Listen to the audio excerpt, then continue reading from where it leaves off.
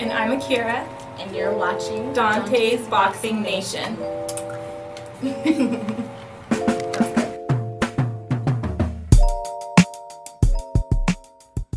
Dontaesboxingnation, what's going on, guys?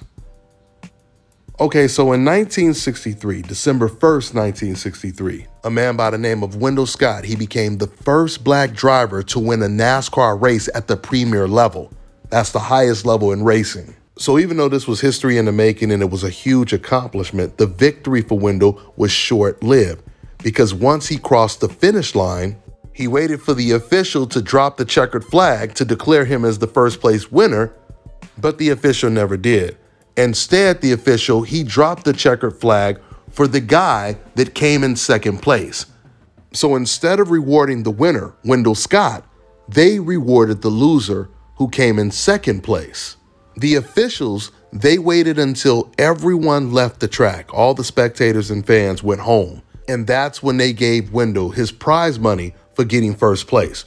But they never gave him his first place trophy. 50 years later, way after Wendell Scott passed away, they gave the trophy to his family.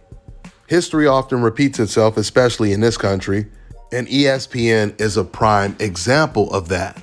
ESPN continues to reward the losers more than they reward the winners, at least obviously depending on who the winners and losers are. There are currently 3 undisputed 4-belt men's world champions, and the only one on the ESPN list is the one who just lost.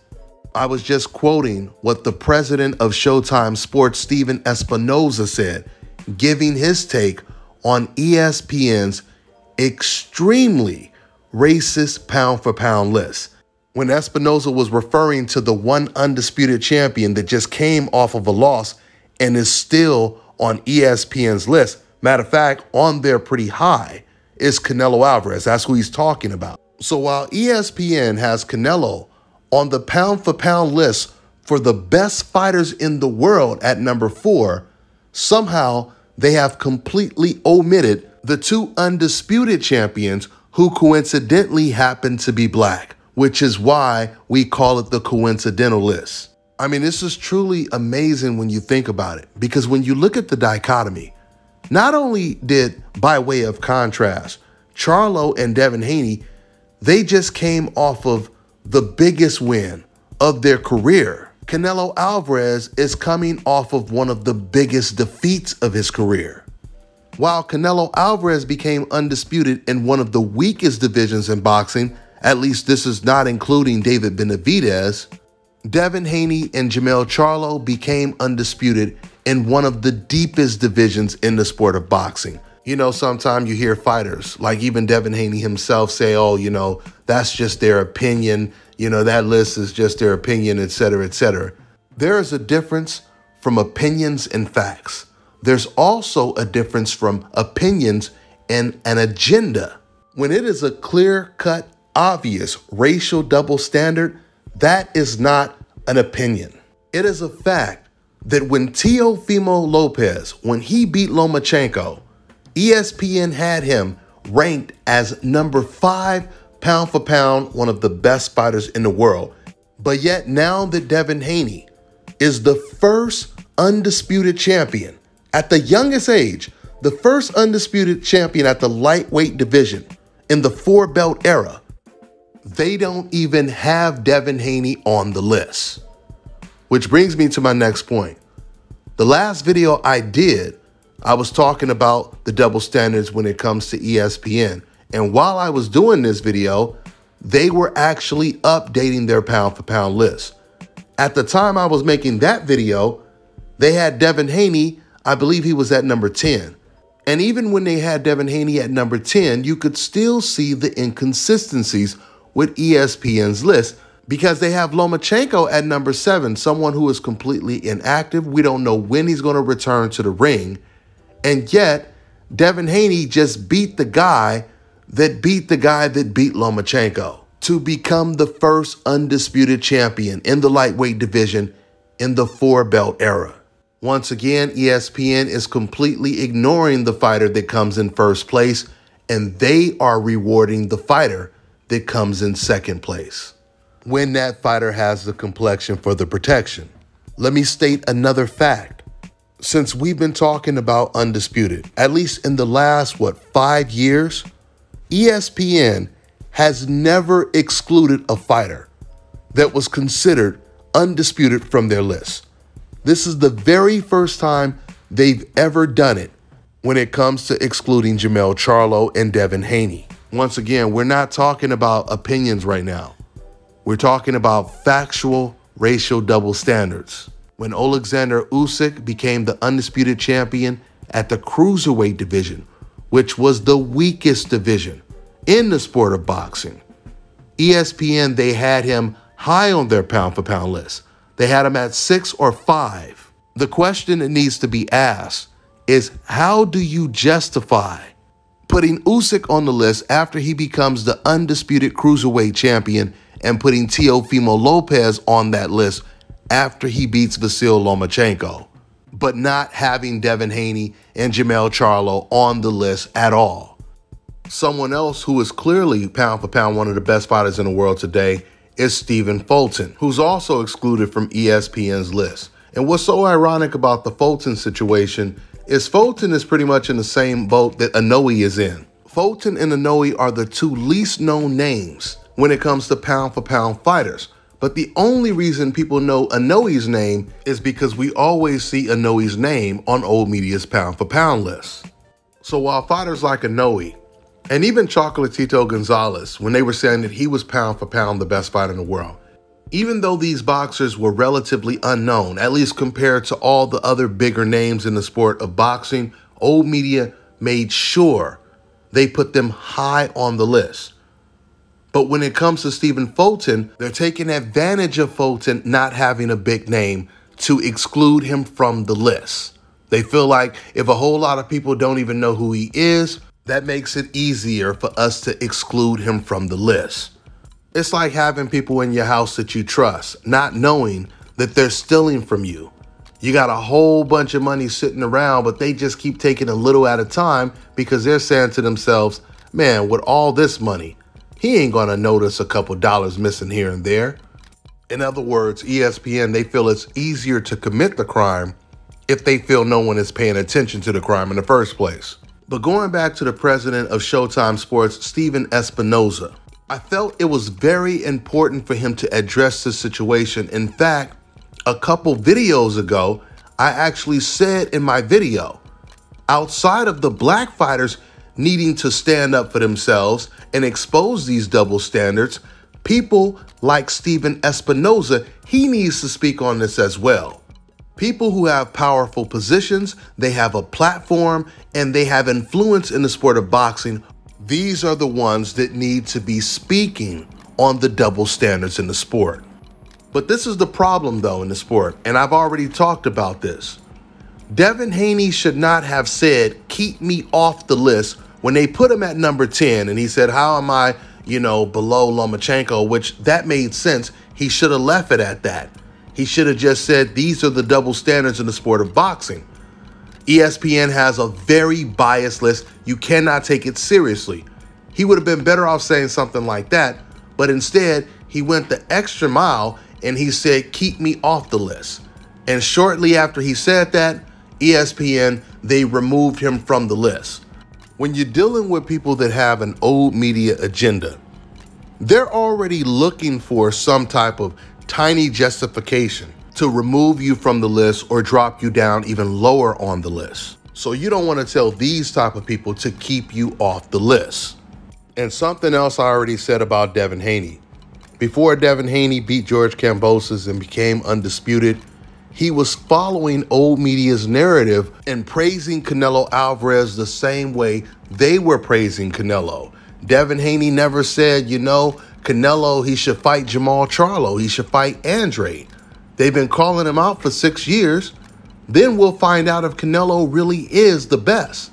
Devin could have said something like that because fighters like Jermall Charlo and Demetrius Andre were going through the same things that Devin Haney was going through, or is still going through to this day.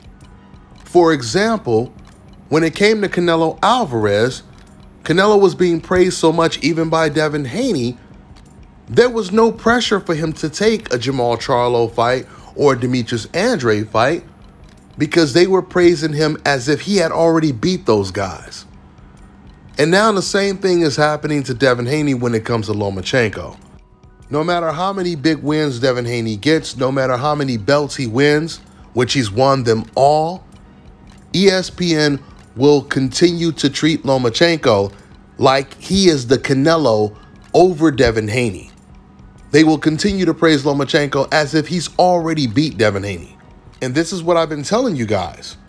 These black fighters that are dealing with these double standards, they can't only point out these contradictions and these double standards when it comes to them in particular, but completely ignore the double standards when it comes to other black fighters that are in the same boat. They have to all come together and be on the same page and address this situation. Because this is exactly what old media does. They all stay on the same page to push their old media agenda. You know, the reason why what Stephen Espinoza said really stood out is because Devin Haney is not a PBC fighter. So when Stephen says this, he's being extremely impartial. He's not basing this off of what fighter fights with what network. He's basing this off of right and wrong, what's fair and what's unfair. He's addressing the double standards and the inconsistencies of ESPN. How is it possible? There are 3 undisputed champions right now, and the only undisputed champion ESPN has on their pound-for-pound list is the guy that just came off of a fresh loss. That's what Stephen Espinoza said. And once again, we're not talking about your opinion. We're talking about factual double standards. But I'll close out with saying this. If Stephen Espinoza, who's not even with ESPN, if he can expose these double standards, how come Andre Ward and Tim Bradley can't do it when they're sitting right next to ESPN staff, when they're sitting right next to Joe Tessitore and Mark Kriegel and Bernardo Usana? It's time for them to stand up for themselves. They are sitting right next to these guys. They're having these conversations with these guys all the time. Why wouldn't you expose these double standards that are clear as day? When Andre Ward knows old media tried to do the same thing to him when he was fighting, why wouldn't you at least ask the question on air, how was Jermall Charlo not on this list, but Teofimo and Usyk was on the list when he had just been crowned as undisputed at the cruiserweight division? How is it possible that a fighter like Tyson Fury, who's retired right now, is still on the list? Lomachenko is on the list, but Devin Haney is not on the list. These are fair questions to ask. They don't have to be worried about getting in trouble because these are just real, honest questions that needs to be answered on air. But I'm going to make a separate video talking more about that situation with Andre Ward and Tim Bradley standing up for themselves, or maybe I should say standing up for what's right. Because if Stephen Espinoza can do it, Andre Ward and Tim should be able to do it without a problem. Like I said, we're going to talk a lot more about that in a separate video, but that's all I got for now, guys. I'm on to the next one.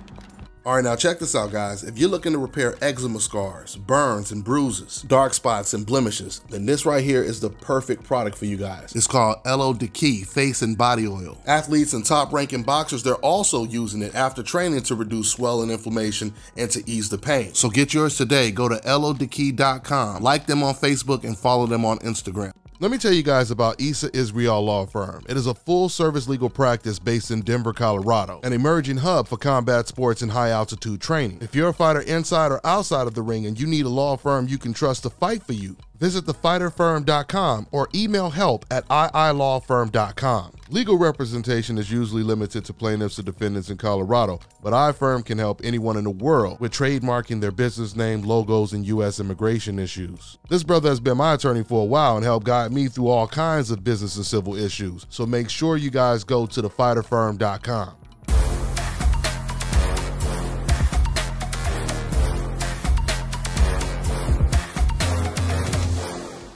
My name is Chris, and I'm all the way here from Anchorage, Alaska at ScalpCarolinas, and I'm here for my second treatment of SMP.